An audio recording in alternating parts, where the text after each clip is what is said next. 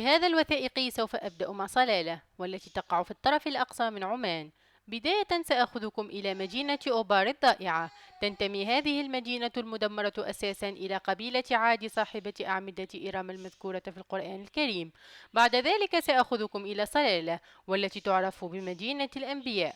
هنا سأريكم المراقد المحتملة للأنبياء عمران وأيوب وهود عليهم السلام. هنا سنتمكن من مشاهدة آثار خف ناقة النبي صالح عليه السلام، والموقع المحتمل لقصر ملكة سبأ أو الملكة بلقيس، والمرقد المحتمل لأبير ابن هود عليه السلام. سوف أريكم كذلك تلة الجاذبية، حيث يمكن للمرء أن يشعر بالقوى المضادة للجاذبية، وكذلك ستتعرفون على طريق اللبان. من هناك سأقود إلى ولاية مسقط، حيث سأريكم مجموعة من الأماكن التاريخية، من ضمنها قلعة بركاء، قلعة النعمان، وحصن نخل. سوف أنهي رحلتي في وادي العين المشهور، حيث مقابر مدينة بات القديمة منذ الألفية الثالثة قبل الميلاد. استمتعوا. هذه صحراء الربع الخالي، أكبر صحراء رملية في العالم.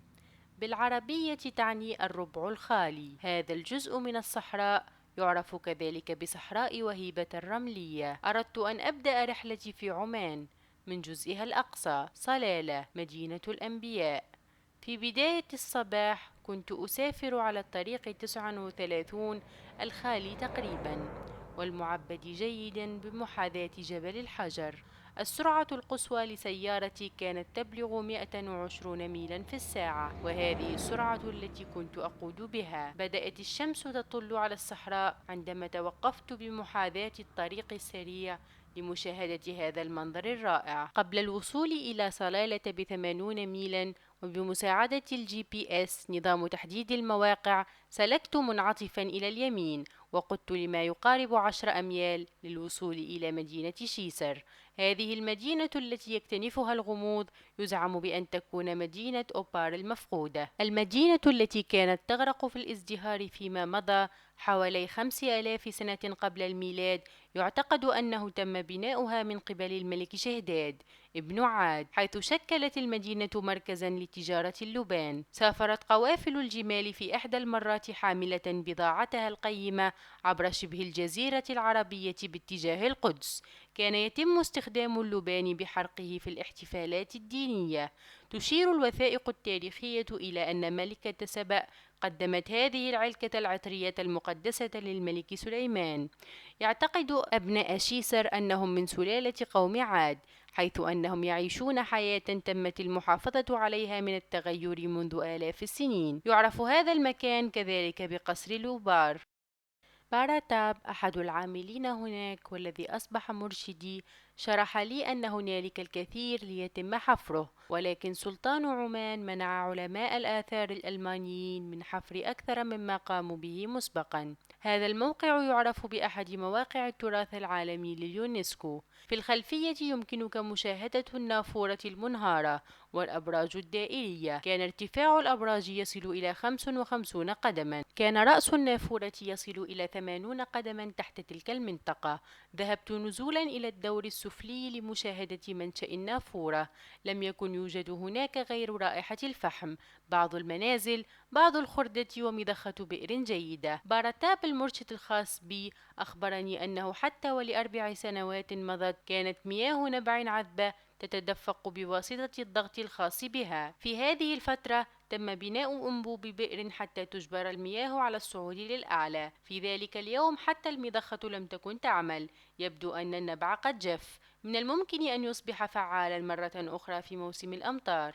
تم اكتشاف أوبار في بداية التسعينات، والتي تم ذكرها فقط في قصص البدو الشفهية، مما زاد من نسبة الاهتمام والفضول تجاهها. منذ اللحظة التي كانت فيها لا تزال تحت الأرض، كان معروفا أن هذه المدينة المدمرة تعود إلى قوم عاد وإرم ذات العماد، والتي تم ذكرها في القرآن الكريم. ويعود السبب إلى أن البنية الموجودة في الأسفل هي نفسها الأبراج التي تم ذكرها في القرآن الكريم. أحد أفراد فريق البحث والذي كان يقود حملة التنقيب، دكتور زارينز، قال بما أن الأبراج هي سمة مميزة مزعومة لأوبار، وبما أن إرم تم ذكرها على أنها تمتلك أبراج أو أعمدة، كان ذلك هو الدليل الأقوى على أن الموقع الموجود تحت الأنقاض هو إرم، مدينة عاد المذكورة في القرآن الكريم. يذكر القرآن قوم عاد في سورة الفجر، الآيات من 6 إلى 8. قال تعالى: ألم تر كيف فعل ربك بعاد إرم ذات العماد التي لم يخلق مثلها في البلاد. أرسل نبي الله هود عليه السلام كمبعوث لقوم عاد، وقد أخبرهم أنه نبي الله إليهم لينبئهم بأن يخافوا الله ويتجنبوا غضبه. حذرهم بأنهم يجب أن لا يعبدوا غير الله وإلا سيعاقبهم. بالرغم من مواعظه لم يستجب قوم عاد لنبي الله هود، وبقوا على انحرافهم برفضهم اتباع منهجه.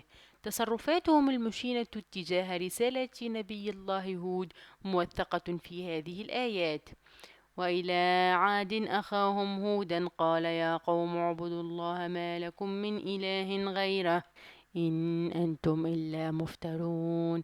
يا قوم لا أسألكم عليه أجرا إن أجري إلا على الذي فطرني أفلا تعقلون. ويا قوم استغفروا ربكم ثم توبوا إليه يرسل السماء عليكم مدرارا ويزدكم قوة إلى قوتكم ولا تتولوا مجرمين. وكذلك كان حال قوم عاد الذين رفضوا آيات ربهم وعصوا أوامر الله المرسلة إليهم عن طريق رسولهم، واتبعوا الإملاءات العنيدة للطغاة الضالين. نتيجة لذلك حلت عليهم لعنة ربهم في الدنيا وفي يوم القيامة. قال تعالى: وتلك عاد جحدوا بآيات ربهم وعصوا رسله واتبعوا أمر كل جبار عنيد وأتبعوا في هذه الدنيا لعنة ويوم القيامة ألا إن عادا كفروا بربهم ألا بعدا لعاد قوم هود. من سورة هود.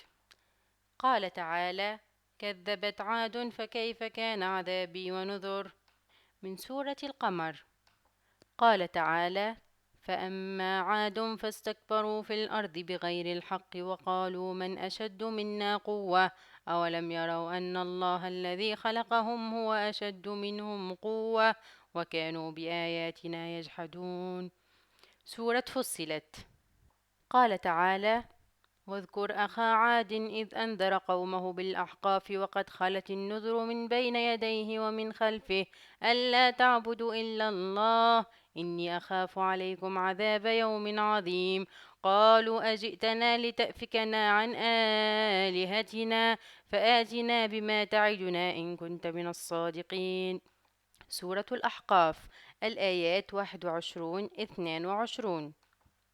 كما هو مبين في هذه الآيات، عاقب الله قوم عاد الذين لم يمتثلوا لنداء نبي الله هود عليه السلام، مثل كثير غيرهم من الناس الذين فشلوا في الامتثال للقيم والأخلاق الدينية، مما ألحق بهم العذاب في الدنيا والآخرة.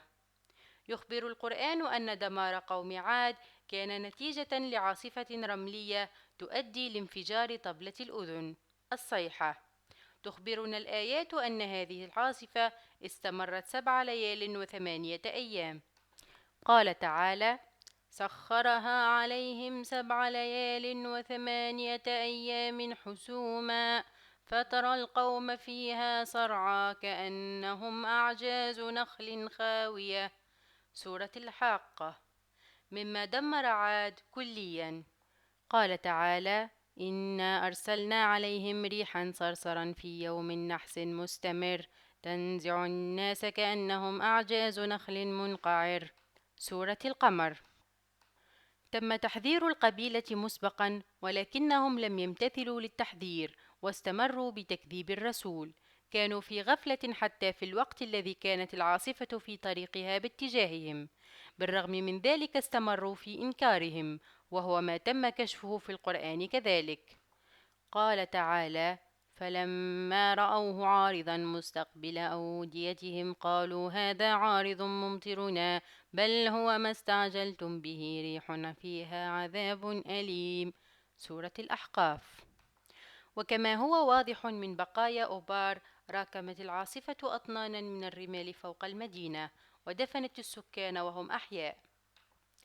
بعض التحف المستردة تتضمن الحجر الرملي المستخدم لحرق البخور من القرون السابع إلى الثاني عشر بعد الميلاد، مستحضرات تجميل وإكسسوارات نسائية مثل أداة المكياج الأشبه بالقضيب والتي تسمى الكحل، بالإضافة إلى أسوار من القرون التاسع إلى السادس عشر بعد الميلاد، أواني حمراء مصقولة تعود للقرون الثاني عشر إلى الخامس عشر بعد الميلاد، أوزان حديدية ورؤوس في أسهم تعود للقرون العاشر إلى السادس عشر قبل الميلاد، رؤوس حربة وفؤوس ورؤوس أسهم تعود للأعوام السادسة ألف والسابعة ألف قبل الميلاد.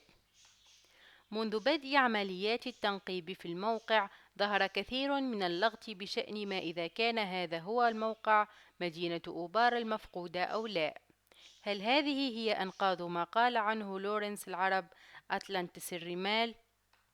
البعض يزعم أن هذه بعض من كثير من مناطق التوقف القلاع القديمة على طريق اللبان، ولكن ليست هي فعليا مدينة إرم الشهيرة.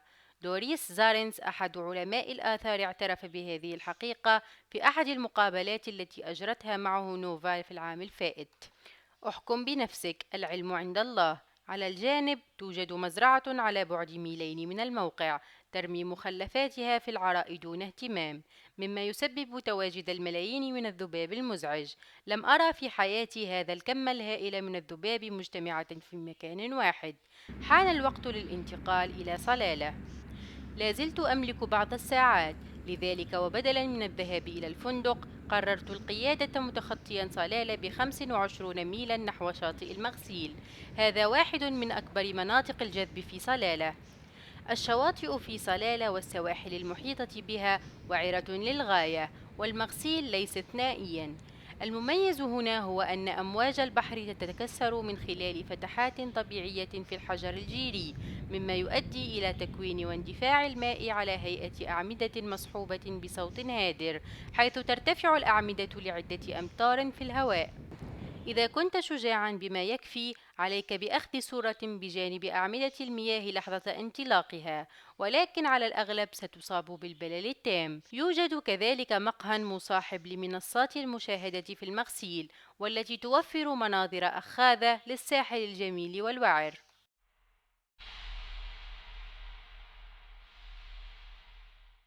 كان من حسن حظي أن موقع قبر نبي الله عمران عليه السلام كان على بعد 5 دقائق من الفندق الذي أسكنه في صلالة. كنت مأخوذا بالمشهد. لم يكن القبر مثل أي شيء شاهدته من قبل.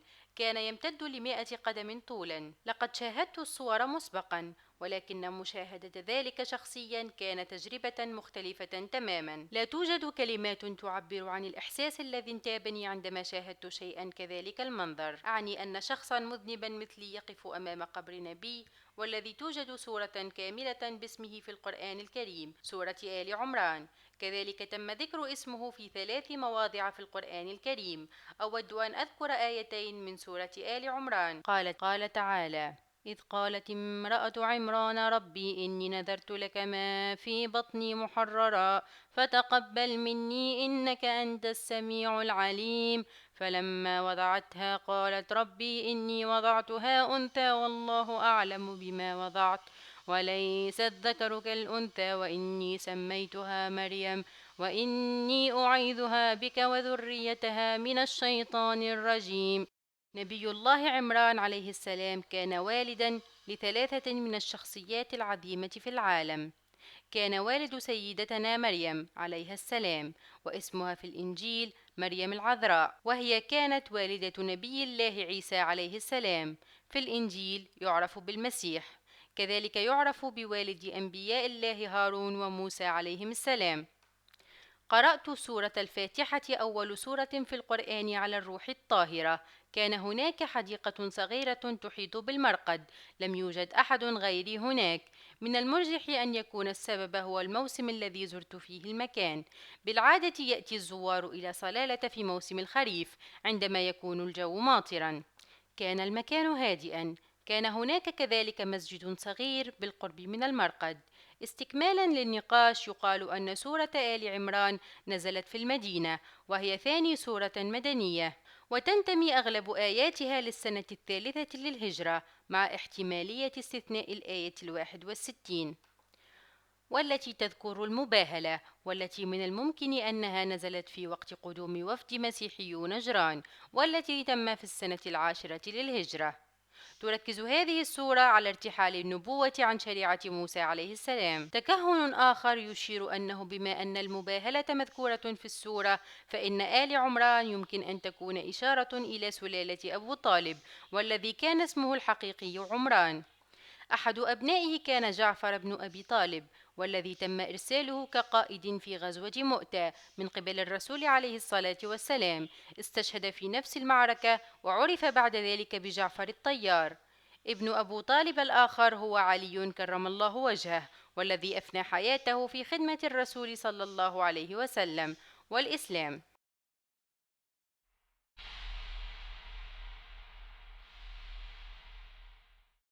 هذا الموقع يحتوي على آثار ناقة النبي صالح عليه السلام قبل أن يتم قتلها. يعرف نبي الله صالح عليه السلام بحكمته ونقائه وصلاحه. أرسل الله تعالى نبيه صالح إلى قوم ثمود الذين كانوا منغمسين في عبادة الأصنام، وحذرهم من موتهم الوشيك إذا لم يصلحوا أساليبهم الاحتيالية. كان شخصا محترما بين قومه قبل أن يبعثه الله إليهم. معظم قومه لم يصدقوه وحاولوا أن يوقفوه. قال تعالى: قالوا يا صالح قد كنت فينا مرجوا قبل هذا، أتنهانا أن نعبد ما يعبد آباؤنا وإننا لفي شك مما تدعون إليه مريب. سورة هود. ثم طلبوا منه وهم يشيرون إلى الصخرة: اطلب من ربك أن يخرج ناقة من هذه الصخرة، والتي يجب أن تكون طويلة وجذابة. رد نبي الله: إذا أعطاكم الله ما طلبتم، هل ستؤمنون بما أرسلت به؟ قالوا بلى. لذلك بعد أن أخذ منهم ميثاقا بذلك، صلى لله تعالى حتى يحقق لهم ما أرادوا. أمر الله الصخرة أن تنشق، وظهرت منها ناقة مع صغيرها. أصابتهم الدهشة عندما وقعت أعينهم عليها. رأوا شيئا عظيما، منظرا رائعا، قوى مبهرة، ودليل قاطع.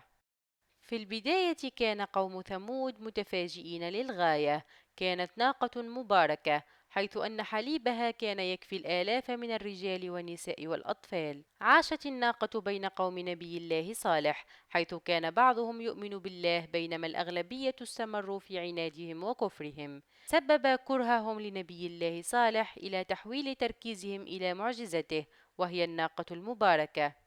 ادعوا أن الناقة شربت معظم المياه المتوفرة وتسببت في ترويع المواشي. خاف النبي صالح عليه السلام أن يقتل قومه الناقة فحذرهم. قال تعالى: ويا قوم هذه ناقة الله لكم آية فذروها تأكل في أرض الله ولا تمسوها بسوء فيأخذكم عذاب قريب. سورة هود. وضعوا مؤامرة لقتل الناقة، وأمروا نساءهم بإغواء الرجال حتى يتمكنوا من تنفيذ الخطة. في النهاية تم إغواء رجلين لذلك، وكان هناك 7 غيرهم للمعاونة. بينما قدمت الناقة لتشرب من البئر، أحدهم أطلق عليها سهما في قدمها. حاولت الهرب، ولكن الجرح منعها. لحق غيرهم بها وأصابوها بسهم في قدمها الأخرى. عندما سقطت على الأرض تم ثقبها بسيف آخر. تم استقبال القتلة كالأبطال، وتم تشجيعهم بالأغاني وأبيات الشعر التي نظمت لمدحهم. في غمرة غرورهم سخروا من نبي الله صالح، ولكنه حذرهم: استمتعوا بحياتكم ل3 أيام أخرى، وبعدها سيحل عليكم العذاب. سألوا: 3 أيام؟ اجعل العذاب يأتي بأسرع ما أمكنه. ناشدهم قائلا: يا قومي، لما لا ترجون مغفرة الله لتنالوا رحمته؟ أجابوه: نرى أن وجودك ومن معك يجلب لنا الشر. بعد 3 أيام دمر زلزال عظيم المدينة بأكملها، ولكن الله نجى صالح عليه السلام والذين آمنوا معه، حيث أنهم غادروا المدينة بمن فيها من العصاة. استقر هؤلاء في النهاية في فلسطين.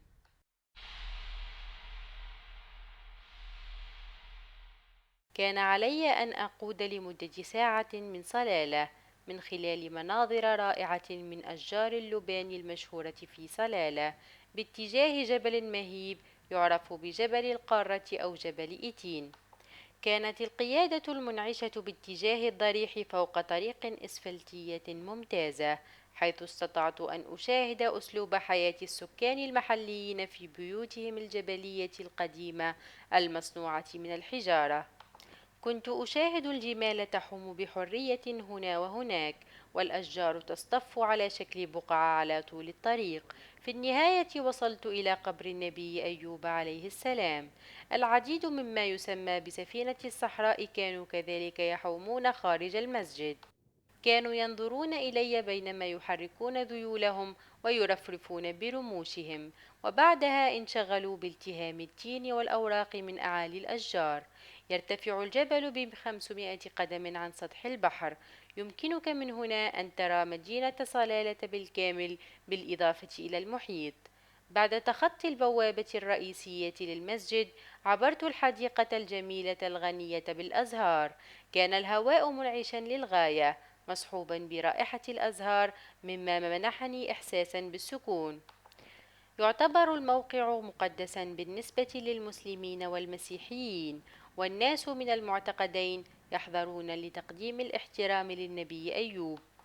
لم يتواجد أحد في المسجد، وبعد الصلاة تسنى لي الوقت اللازم لتحضير فيديو عن المكان من الداخل. بالنسبة للمسلمين هنالك اسمين يمكن أن يخطروا على البال عند ذكر كلمة الصبر. أحدهم الحسين بن علي عليه السلام، حفيد الرسول صلى الله عليه وسلم، والآخر نبي الله أيوب عليه السلام، سليل نبي الله إبراهيم عليه السلام. هنالك العديد من المراقد في العالم التي تدعي أنها تحوي ضريح نبي الله أيوب عليه السلام. هنالك العديد من المراقد في العالم التي تدعي أنها تحوي ضريح نبي الله أيوب عليه السلام. عبرت هذه الحديقة الصغيرة ومشيت باتجاه هذا القبر المحتمل لنبي الله أيوب عليه السلام، والذي تم احتواؤه في مبنى صغير. يتوجه القبر ناحية مكة المكرمة، وقد تم تغطيته بالأخضر. عاش النبي أيوب حياته فيما قبل وجود الديانة اليهودية، وقد كان رسولا من الله. يوجد العديد من الأنبياء، ولكن في القرآن فقط تم ذكر 25 منهم بالاسم، ومن بينهم نبي الله أيوب. تم ذكره بالاسم في سورة النساء الآية 163، سورة الأنعام الآية 84، سورة الأنبياء الآية 83، وسورة صاد الآية 41. اسمه في الإنجيل هو النبي جوب. يمكن إيجاد قصته في القرآن الكريم بالإضافة إلى العهد القديم التوراة. بالقرب من القبر توجد جدران غرفة صغيرة مخصصة للصلاة. المظهر العام للمكان أشبه بالمسجد. وعلى صعيد آخر فإن فترة حياة نبي الله أيوب تعود إلى ما قبل الإسلام. أحد المحاريب يواجه المسجد الأقصى في القدس، وهي القبلة التي اعتاد النبي على الصلاة باتجاهها حتى تم تغيير الاتجاه بعد ذلك. المحراب الآخر للجدار يواجه مكة المكرمة، وهي قبلة الصلاة للمصلين. المحراب الآخر للجدار يواجه مكة المكرمة، وهي قبلة الصلاة للمسلمين. في هذه الفجوة تظهر آثار قدم نبي الله أيوب عليه السلام. الله سبحانه وتعالى أخبر أيوب عليه السلام أن يضع قدمه في هذا الموضع بالذات. بعد أن قام بذلك انبثقت المياه تماما بالقرب من قدمه، تظهر الفتحة إلى اليسار من أثر القدم، ولكن الماء لم يعد يتدفق منها. من هناك انطلق لأسفل التل باتجاه مصدر المياه الذي كان يغذي الحفرة. يقع النبع على بعد ميل واحد نزولا من التل. المنطقة الجبلية المحيطة تحتوي على الكثير من نباتات البلسم البرية، وقد كان المكان عاصفا للغاية. أخذت الطريق الجديد والذي تم إنشاؤه لتسهيل وصول الناس إلى المياه ذات القدرة الشفائية. يوجد العديد من الملاجئ المسقوفة على طول الطريق. كان نبي الله أيوب عليه السلام رجلا غنيا عاش باستقامة. اختبره الله تعالى بحكمته الواسعة، حيث اختبر الله تعالى صبره وإيمانه في الرخاء والكثرة وفي الشدة والقلة. قام اللصوص بالسطو على مزرعته الكبيرة، وقتلوا العديد من خدمه، وهربوا بماشيته. بعد وقت من ذلك انهار سقف منزله، مما أدى إلى موت العديد من أفراد أسرته. بعد سنوات قليلة تسبب مرض جلدي بالقرحة في جميع أجزاء جسده، مما أدى بالديدان لالتهام لحمه المتعفن. تخلى عنه أصدقاؤه وعائلته، حتى زوجته تركته بعد أن أثرت عليها وساوس الشيطان. نظفت وداوت جروحه وأطعمته بما استطاعت أن تجمعه. أجبره سكان القرية على النزوح إلى البرية. لم تؤثر سلسلة التجارب المؤلمة في إيمانه بأن هذا خير من الله، وقال أنه قارن سعادته على مدى الحياة ومع التجارب المؤلمة التي واجهته. استمرت معاناته ل15 عاما حتى أذن الله بأن ينهي معاناته. أخبره الله بأن يغتسل بالماء، وقد تم شفاؤه نتيجة لذلك. كان ذلك عند الغسق، وبفضل الله استطاع إكمال 3 ركعات. ذكر الله تعالى قصة هذا النبي الذي ضرب أروع الأمثلة في الصبر. لذلك السبب يقوم المسلمون بأداء 3 ركعات في وقت صلاة المغرب، كتقدير لشكر أيوب عليه السلام لرب العالمين. هذه القصة زودت المؤمنين بالقوة. إن صبر النبي أيوب ومثابرته في وجه المعاناة هو المثال الأفضل للناس في كل الأزمنة. بالاستناد إلى كتاب جوب أعاد الله تعالى الازدهار في حياة أيوب عليه السلام بحال أفضل مما كانت عليه سابقا، وقد أكرمه تعالى ب7 أبناء و3 بنات أسماءهن جيميمة ومعناها حمامة، كيزياه القرفة، وكيرين هابوش قرن مكياج العين. كانت بناته معروفات بأنهن أجمل النساء على الأرض. عاش جوب لمدة 140 عاما، وشهد الجيل الرابع من سلالته. عاش جوب لمدة 140 عاما، وشهد الجيل الرابع من سلالته. بعض علماء اليهود يؤكدون أن جوب كان أحد 3 مستشارين لفرعون قبل الوقت الذي تقرر فيه وضع حد للزيادة في عدد بني إسرائيل، والذي تم ذكره في سفر الخروج خلال وقت ولادة موسى عليه السلام. تم ذكر الحلقة في التلمود. بلعام أعطى نصيحة شريرة بتحريض فرعون على قتل المواليد الجدد من ذكور اليهود. عارض يثرون فرعون وأخبره بالامتناع إطلاقا عن الإضرار باليهود، بينما ظل جوب صامتا ولم يفصح عما يدور في رأسه، بالرغم من أنه شخصيا كان معارضا لخطة فرعون التدميرية. نتيجة لصمته عاقبه الإله بالآلام المريرة. بالرغم من ذلك كتاب جوب والقرآن الكريم لا يحتوون على أي كلام من هذا القبيل، بل يشيرون إلى جوب على أنه شخص مستقيم وعلى نفس الدرجة كالنبي نوح والنبي دانيال. حاولت أن أشرب هذا الماء، ولكن للأسف كان مذاقه قديما جدا وكريها، مما اضطرني لأن أبزقه. أعتقد أن السبب هو عدم توفر الرعاية الملائمة للخزان. بالمجمل كانت هذه الرحلة مريحة جدا ولا تنسى.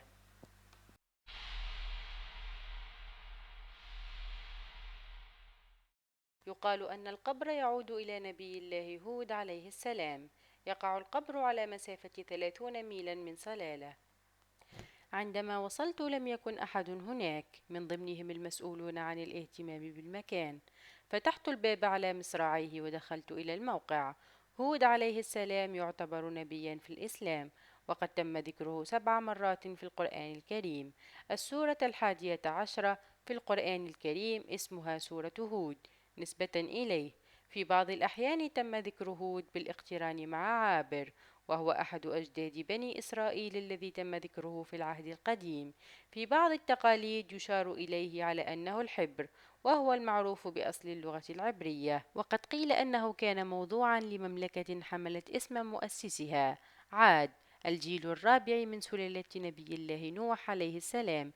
يعتقد أن عاد عاشوا في هذا الجزء من شبه الجزيرة العربية. لا تعتبر اليهودية والمسيحية هود نبيا، حيث لم يتم ذكره في كتاب اليهود المقدس. بالرغم من ذلك يوجد العديد من النصوص التي سبقت القرآن والتي تذكر أفراد باسم هود. عمي هود هو اسم العديد من الأفراد في الإنجيل. أبي هود هو الاسم المعطى لحفيد بنيامين، أحد أمراض قبيلة أشر، اسمه أبي هود.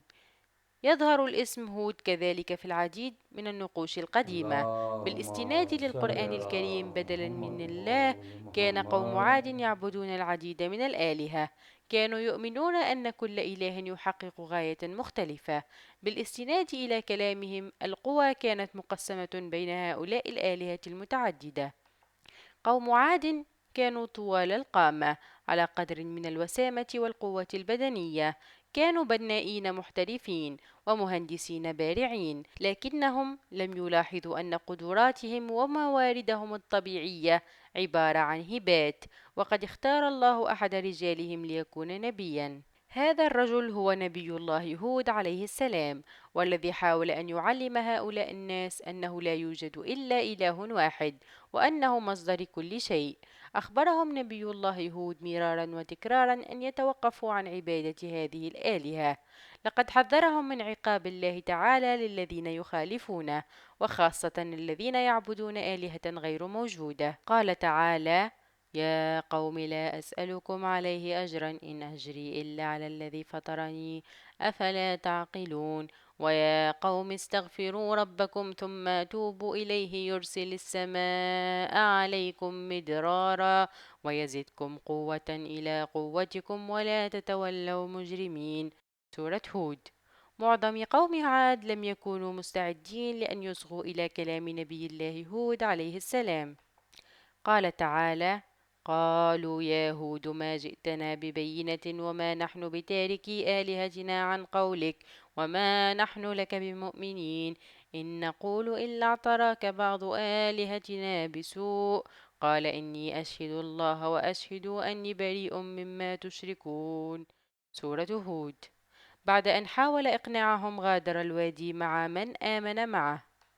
قال تعالى: ولما جاء أمرنا نجينا هودا والذين آمنوا معه برحمة منا ونجيناهم من عذاب غليظ. بعد أن غادروا القرية، دمرت العاصفة من تبقى من غير المؤمنين. الكثير من المواقع من ضمنها هذا الموقع يتم توقيره على أنه قبر نبي الله هود عليه السلام. من أكثر المواقع تقديرا هنا قبر النبي هود، والذي يقع في المنطقة الساحلية لليمن، والتي تتواجد على بعد 250 ميلا جنوب غرب هذا الموقع. والله أعلم.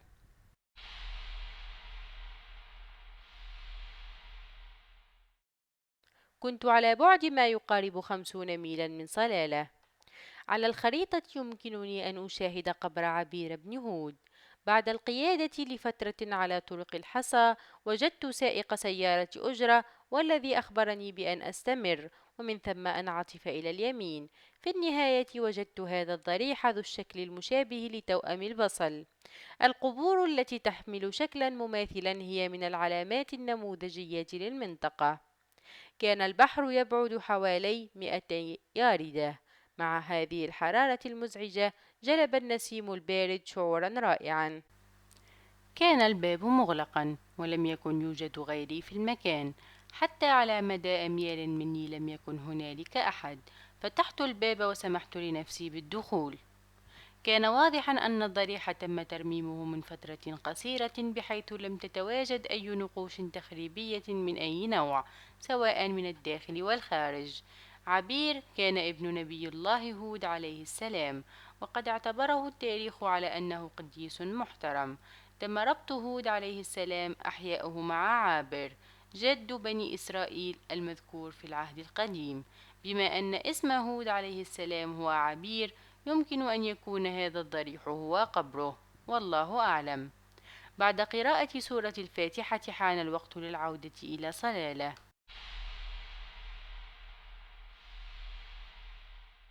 ملكة سبأ والتي تعرف كذلك بالملكة بلقيس، والتي حكمت مملكة اليمن وأريتريا في القرن العاشر قبل الميلاد، كانت تعرف أنها كانت تسافر للظفار للحصول على اللبان. هذا القصر كان يعتبر قصرها الصيفي. الدولة المعروفة بشيبة أو سبأ، والتي تعني مضيف الجنة والسلام، كانت الحبشة، بوجودها في الجنوب الغربي من الجزيرة العربية والطرف الشرقي من البحر الأحمر. تضمنت سبأ 483 ألف ميل مربع من الجبال، الوديان والصحراء، وهي الموقع الحالي لليمن. بعض المؤرخين يدعون أن أثيوبيا في الطرف الغربي لنهاية البحر الأحمر كانت كذلك جزءا من مملكة سبأ. كانت مملكتها متطورة في تقنيات الري والطاقة الهيدروليكية. شعبها السبائيون قاموا ببناء السدود العالية، والتي وصلت لارتفاع 60 قدما، بالإضافة إلى آبار عظيمة، والتي ساهمت في ازدهار زراعتهم وحدائقهم الجميلة. كانت المملكة كذلك غنية بالذهب وغيره من الأحجار النفيسة، وكذلك البخور والتوابل الغريبة التي تسعى إليها الممالك المجاورة. شاركت سبأ كذلك في تجارة القوافل المربحة.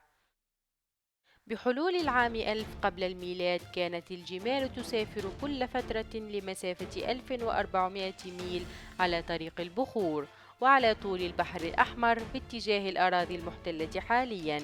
كانت توابل سبأ تحظى بقدر عالي من التقدير.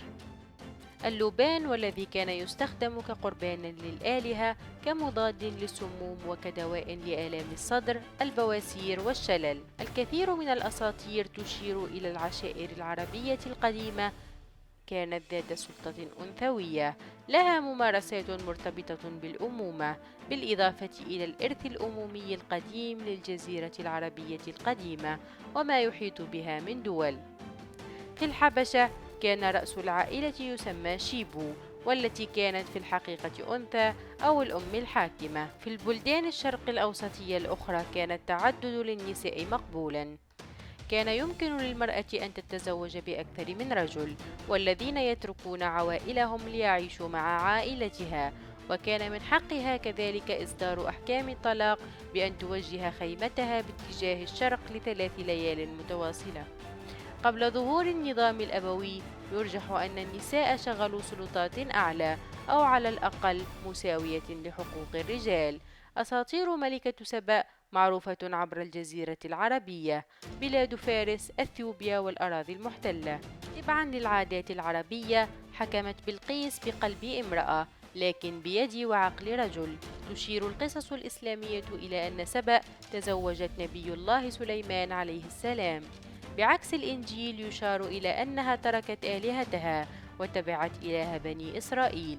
هذه الآثار تقع على الساحل الشرقي لعمان في اتجاه الغرب من صلالة في منطقة ظفار. يعتقد أن هذه الأنقاض مرتبطة بمدينة أبيسو بوليس المذكورة بواسطة الجغرافي اليوناني الكلاسيكي بليني.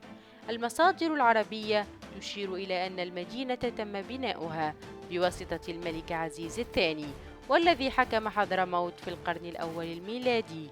تسمى المدينة حاليا سمهرم، وقد تعرضت للتنقيب لأكثر من مرة.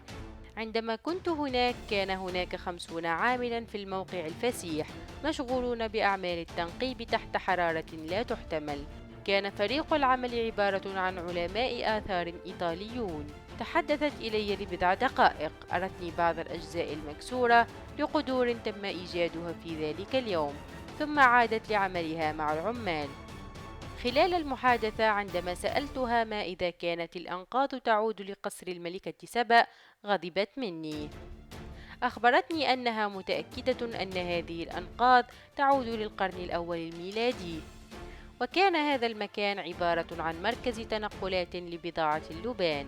في كلا الحالتين، من هنا يستطيع المرء أن يشاهد خليج عمان ومنطقته الشاطئية الكبيرة. في الأزمنة القديمة، كان العمال والجنود يعيشون حول هذه المنطقة.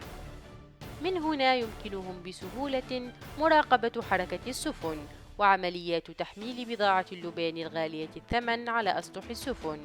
كانت الحرارة تصل إلى 100 فهرنهايت، وكان يتوجب على العمال أن يعملوا بدون وجود ظل. في عمان الأردو هي اللغة الثانية، وتقريبا الجميع يفهمها هنا.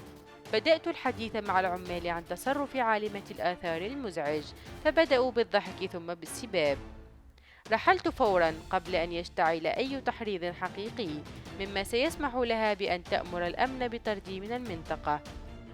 بالقرب من هذا الموقع يوجد متحف صغير يعرض المقالات التي تم إيجادها كنتيجة للتنقيب في هذا القصر. يمكن أن أقول أن الرحلة كانت أي شيء ما عدا أنها مبهرة.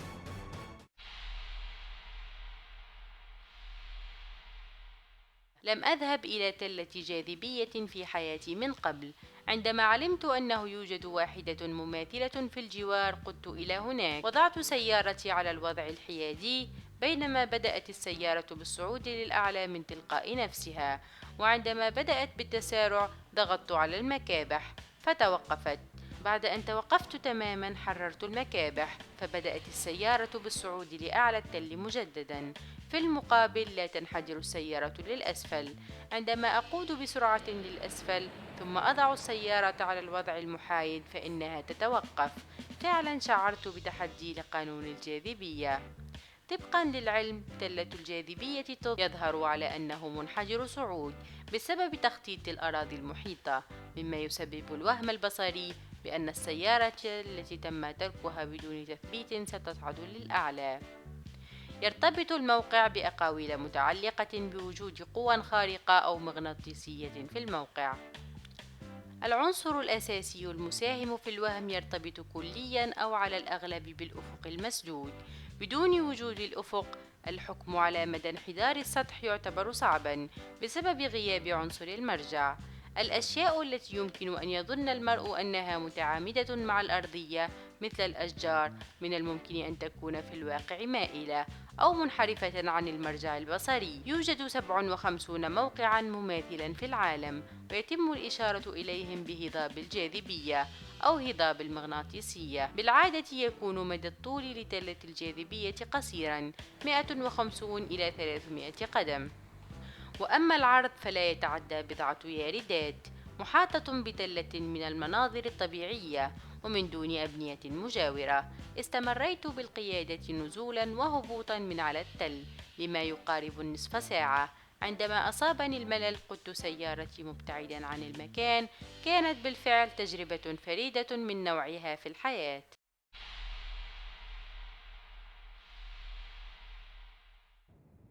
اللبان عبارة عن مادة صمغية عطرة يتم الحصول عليها من الأشجار. يمتلك رائحة مسكية تقارب رائحة الليمون. تنمو هذه الأشجار في عمان، اليمن والقرن الأفريقي الذي يتضمن الصومال وأثيوبيا. تم ذكر اللبان في الإنجيل على أنه أحد الهدايا الثلاثة التي قدمها الحكماء إلى المسيح عليه السلام وهو طفل. الهديتين الباقيتين كانتا عبارة عن الذهب والمر. تم الاتجار باللبان في الشرق الأوسط وشمال إفريقيا لما يزيد عن 5000 سنة.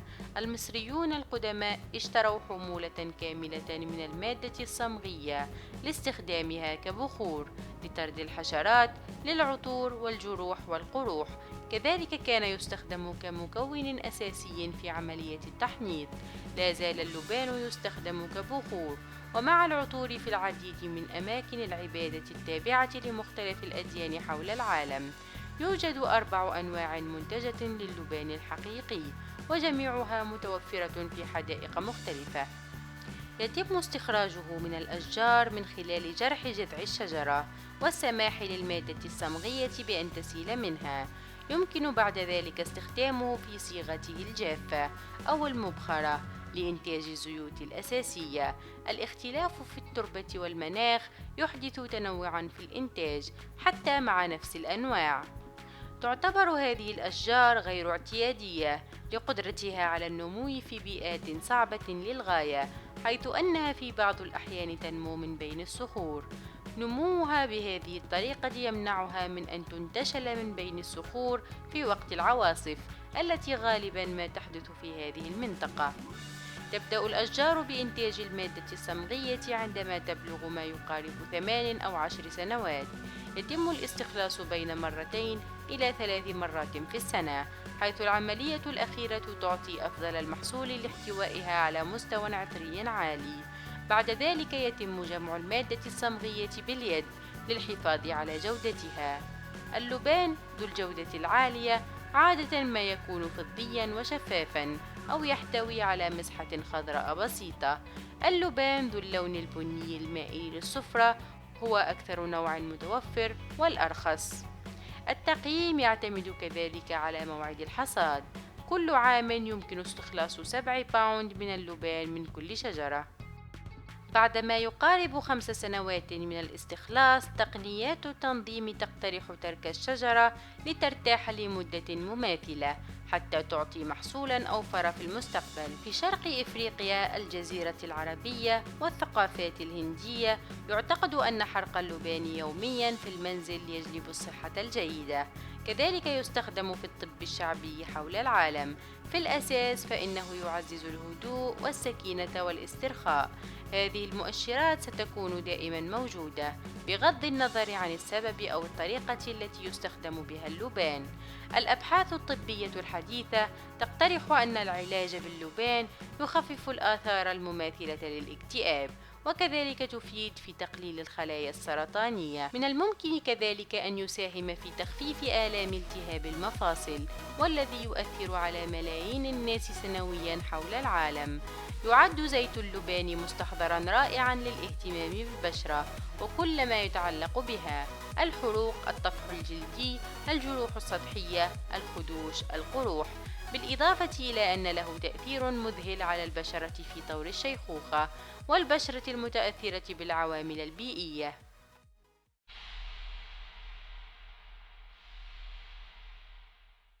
بينما كنت في مسقط، عرض علي مدير الفندق الذي نزلت فيه أن يأخذني في جولة في المدينة. قبلت عرضه بكل سرور. قام نادر حسان كذلك بجلب أخيه معه. بدأ المساء يحل عندما وصلنا إلى ميناء ولاية مطرح الجميل. ها هو ما قام بروايته للوثائقي بينما كان يريني أرجاء المدينة. إن مطرح عبارة عن أحد مدن الضواحي الساحلية التابعة لمحافظة مسقط. كانت ولا تزال ميناء تجاري. هذه المنطقة تعرف بسوق شاطئ مطرح القديم. بالنسبة لأهالي مسقط، هذه أحد أفضل المناطق للتنزه. تحتوي المنطقة على حدائق، من ضمنها حديقة كلبو وحديقة ريم. يسمى هذا المكان مطرح، ويعني الميناء من حيث يتم تحميل البضائع بوتيرة عالية. يوجد 6 ولايات تابعة لمحافظة مسقط. مطرح هي أحد أهم الولايات بسبب قيمتها التاريخية وتراثها القديم. تمثل هذه المدينة تراث عمان الناتج عن التجارة البحرية. يعتبر ميناؤها مصدراً رئيسياً لتصدير العديد من البضائع إلى مختلف مناطق السلطنة. تشتهر المدينة كذلك بإيوائها لعدد كبير من قوارب الصيد في مينائها، كما يوجد بها سوق شعبي مشهور لتجارة مجوهرات الذهب والفضة العمانية. هذا هو قصر العلم، وهو أحد قصور السلطان قابوس ابن سعيد. هذا الموقع كذلك هو أحد المواقع المشهورة لدى السياح في مدينة مطرح. السلطان قابوس بن سعود بن سعيد هو سلطان عمان. ولد في 18 من نوفمبر 1940 بصلالة، وهو الابن الوحيد للسلطان سعيد بن تيمور والأميرة مازون المشعاني. تلقى تعليمه الابتدائي والثانوي بصلالة ومدينة بون بالهند، حيث تتلمذ على يد شونكار دويال شيرما الرئيس المستقبلي للهند. بعدها أرسل في سن 16 لمؤسسة تعليمية خاصة بإنجلترا، وعندما بلغ 20 دخل إلى أكاديمية ساندرز الملكية العسكرية. بعد تخرجه من ساندرز التحق بالجيش البريطاني لينضم إلى الكتيبة الأولى للكاميرونيانز، أو ما يسمون ببنادق اسكتلندا، ليمارس الخدمة العسكرية بألمانيا لمدة عام واحد. بعدها درس مواضيع الحكومة المحلية بإنجلترا، وقام برحلة حول العالم ليعود في النهاية لصلالة حيث درس الإسلام وتاريخ بلاده، ليتوج على العرش في 23 من يوليو 1970 عقب انقلاب ناجح ضد والده بهدف إنهاء عزلة البلاد واستخدام العائدات النفطية للتحديث والتطوير. بعدها انتقل إلى مسقط، حيث أعلن أن البلاد لن تعرف مجددا باسم مسقط وعمان، بل تغير اسمها إلى سلطنة عمان لكي تعكس الوحدة السياسية على نحو أفضل. ينحدر السلطان قابوس من الجيل الرابع عشر لسلالة البوسعيد. هناك اهتمام واضح بمستقبل الحكم في البلاد، حيث لا يوجد وريث معروف أو أي تشريع معلوم عن هوية سلطان البلاد المقبل.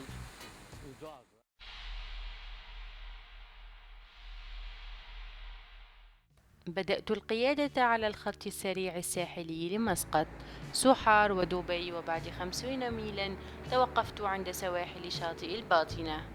على سواحل خليج عمان يوجد شاطئ رملي جميل مع أمواج هادئة، مما يشكل مكانا مثاليا للاسترخاء. في هذا الطقس الحار كان تأثير الرياح رائعا. في سوق الأسماك القريب يمكنك مشاهدة الصيادين مع محصولهم اليومي. نزلت على الشاطئ لما يقارب 10 دقائق، ثم قدت متوجها إلى المعالم الرئيسية القريبة. هذا هو قصر بركاء الذي يقع على بعد مئات قليلة من الأمتار من الشاطئ. لعل قلعة بركاء أكثر قلاع عمان الرملية الكبيرة إثارة، حيث يوضح نقش اسم أحمد بن سعيد أول أئمة سلالة البوسعيد والمنتصر في آخر قتال بين العمانيين والفرس. القصر مثل كثير من المعالم في عمان لا تحتاج عند زيارته لدفع الرسوم، كما أن لك الحرية بالتقاط الصور دون دفع أي شيء. يوجد العديد من اللوحات داخل القصر التي تحوي المعلومات عن المكان بالعربية والإنجليزية، مما يزود السياح بالمعلومات المهمة عن المكان. في طابق الميزانين من القصر يمكن إيجاد بئر ومسجد. في الطابق الأول يمكن إيجاد غرف النوم، المطبخ، المخازن، بئرين وطريقا للخروج.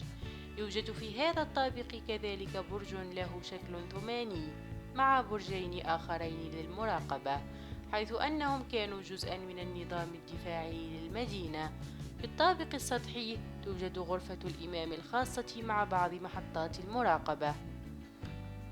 لم يتم تأثيث القلعة. يمكنك التجول في السجون وغرف الصلاة، حيث أنك ستتعجب من أحجامها. تم عرض العديد من المدافع وكراتها في البرج ذو الشكل الثماني. 3 مدافع مكتشفة كنتيجة للتنقيب تم عرضها هناك. بناء هذه القلعة كان واحدا من العديد من الإنجازات التي حققتها النهضة السياسية والاقتصادية في عمان بين 1624 و 1741. خلال القرن الثامن عشر كانت هذه أحد أهم المدن في المنطقة.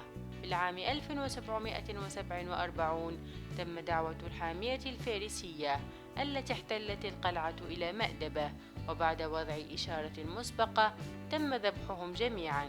تم وضع الناجين في قارب، ثم تم وضعه في البحر وإشعال النار فيه، وبذلك انتهى الوجود الفارسي في عمان. بالعادة يتم بناء القلاع من الحجارة وليس من أطواب الطين. كذلك كانت القلعة محصنة بشكل جيد بواسطة المدافع الموجودة عند واجهتها. خدمت القلعة كمسكن وكمنزل للضيافة للمسافرين المهمين لمدة طويلة انتهت قبل بضع عشرات خلت من السنوات. تم ترميمها في العام 1986 وحاليا تستخدم من قبل الوالي المحلي أو حاكم المنطقة.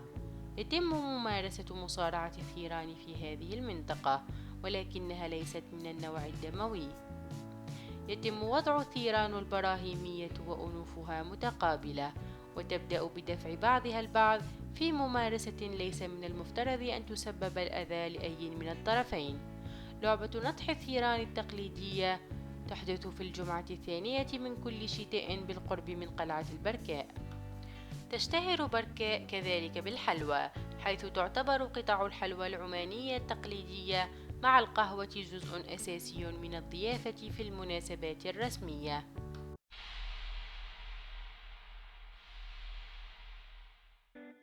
من مسقط قدت سيارتي لما يقارب الساعة حتى وصلت إلى قلعة النعمان. بينما تشاهدون القلعة، اسمحوا لي بأن أعطيكم نبذة عن تاريخ المنطقة.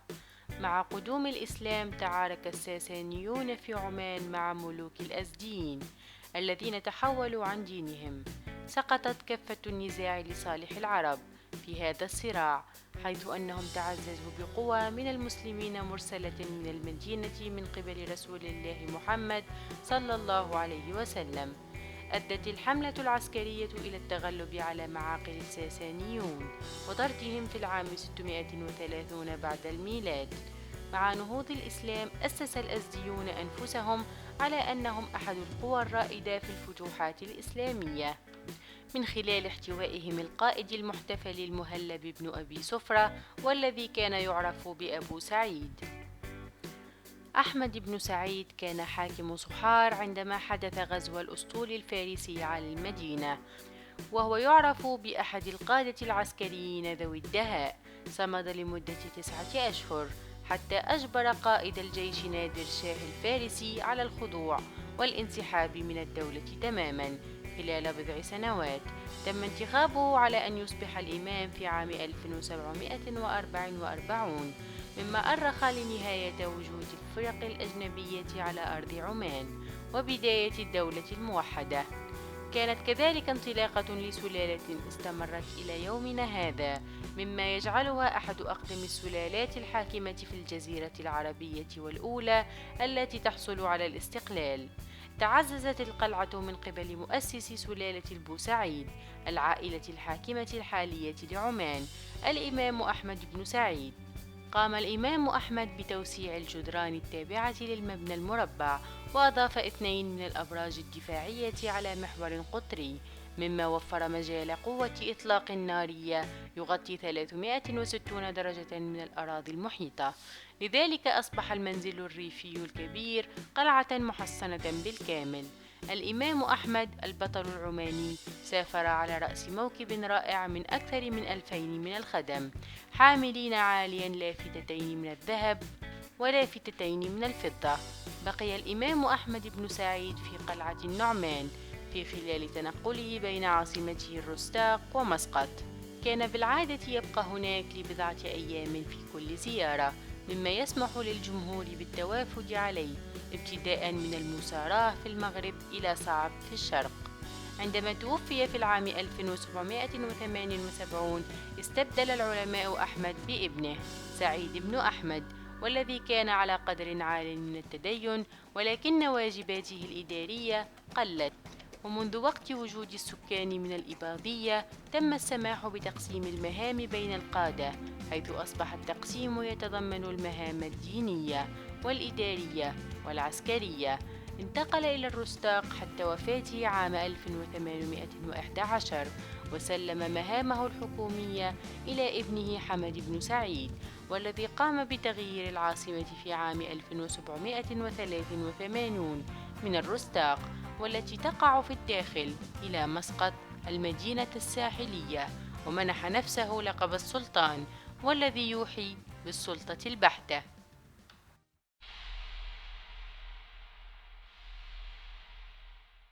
يعد حصن نخل أحد المعالم التاريخية البارزة والغنية في منطقة الباطنة العمانية.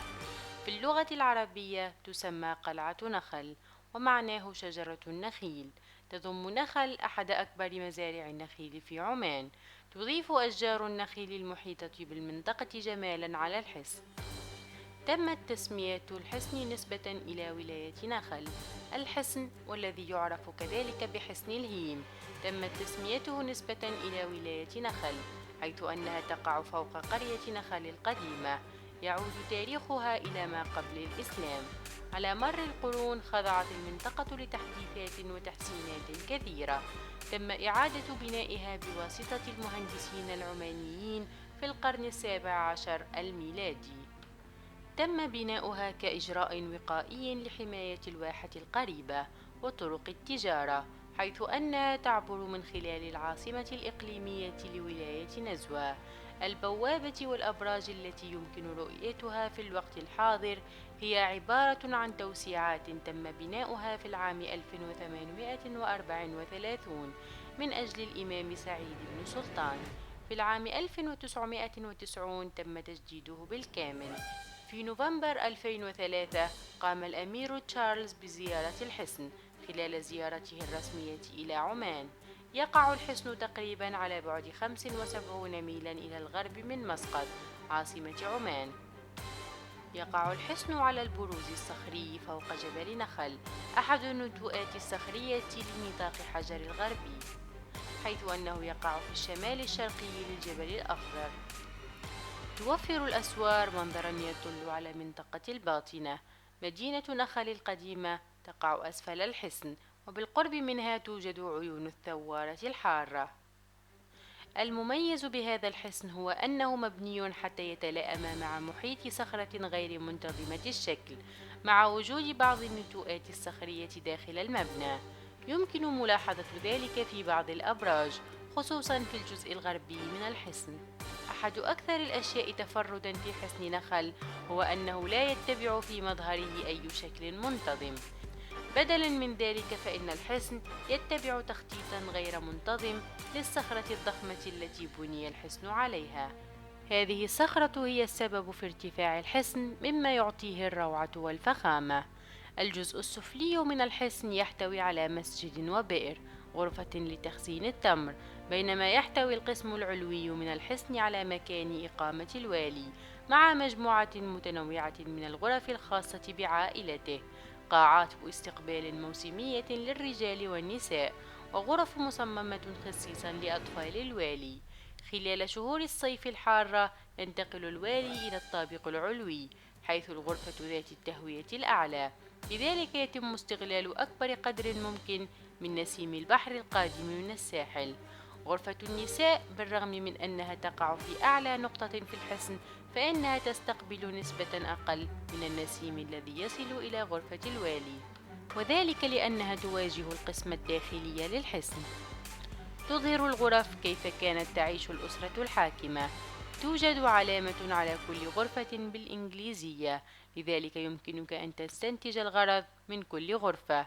تظهر الغرف في حصن نخل تنوعًا في المعروضات التي تصور الحياة في الزمن القديم. أحد غرف الضيوف تحتوي على سقف رائع مزين بالنقوش العربية والتصاميم الهندسية. تحتوي غرف الجلوس وغرف النوم على عدد محدود من قطع الأثاث، من ضمنها السجاد والوسائد وبعض الأعمال الفنية وأدوات الطهي للمطبخ. يوجد عدد قليل من الخطوات حتى تنتقل بين المستويات المختلفة. يتضمن الحصن متحفاً يتم إدارته من قبل وزارة السياحة، والذي يعرض بنادق تاريخية. يتم إقامة مزاد أسبوعي للماشية في كل جمعة داخل حرم الحصن. تم إضافة الأثاث والأشغال اليدوية والفنون التاريخية للحصن أثناء التحديثات الأخيرة. تقدم جدران السور أمثلة رائعة للعمارة الإسلامية، حيث أنها تحقق الانسجام بين الحجم والتصميم. وعلى صعيد آخر، ساعدت عمليات الترميم الحساسة في داخل الحصن في تحويله إلى قطعة فنية بحد ذاته. لا شك أن حصن نخل هو أكثر الحصون المفتوحة العامة تفردًا في منطقة الباطنة. على بعد 10 دقائق من الحصن يمكن إيجاد نبع الثوارة الحار. يوجد واد بالإضافة إلى منطقة للسباحة. بالعادة يكون النبع مكتظًا بالزوار، لذلك من الأفضل الذهاب في يوم الإجازة.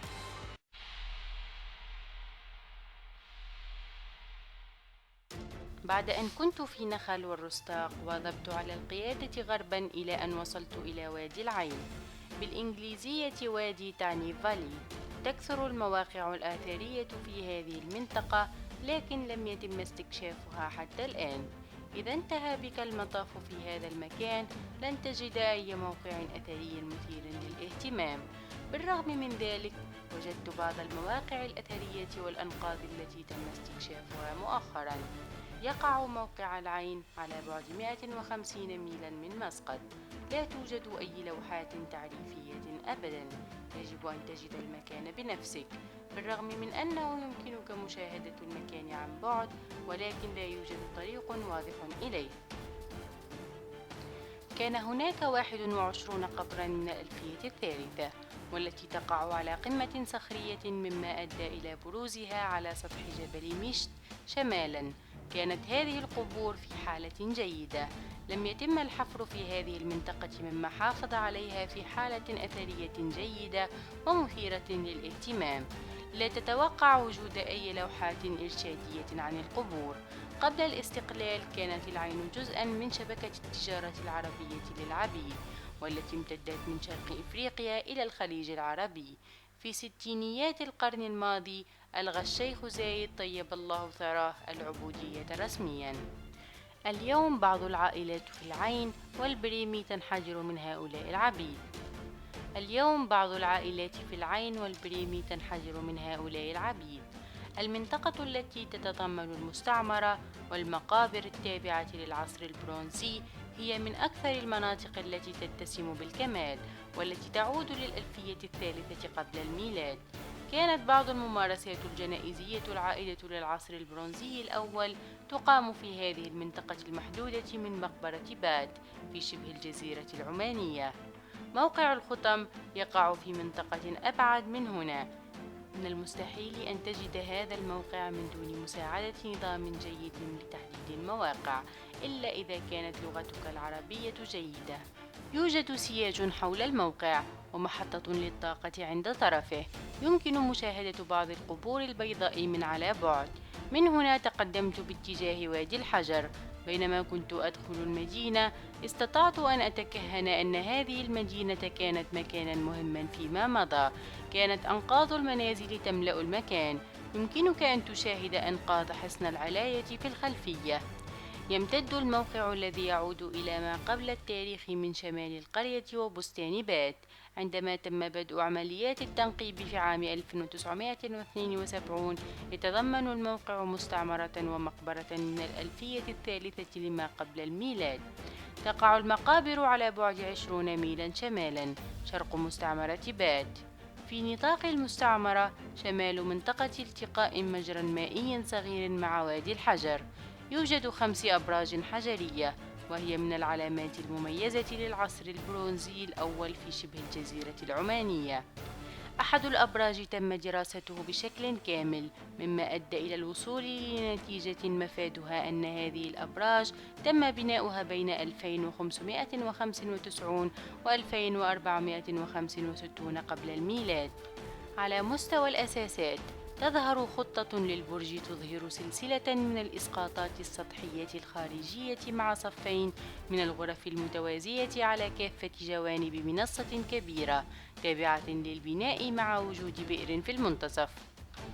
تقع أبراج القبور على تلال صخرية عالية في الضفة الشمالية من وادي العين، حيث يصطف 21 قبرا في خط مستقيم تقريبا. تمتلك القبور نفس التصميم المتبع في مستعمرة باد، والتي يعتقد كذلك أنها تعود للألفية الثالثة قبل الميلاد. بنيت أضرحة العين من كتل الحجر الجيري، يمتد كل قبر لما يقارب 16 قدما، مع وجود مدخل على شكل مثلث مواجه للشرق. كان هناك شلال كبير وعميق في منطقة قريبة، ولكنني لم أملك الوقت الكافي للذهاب إليه.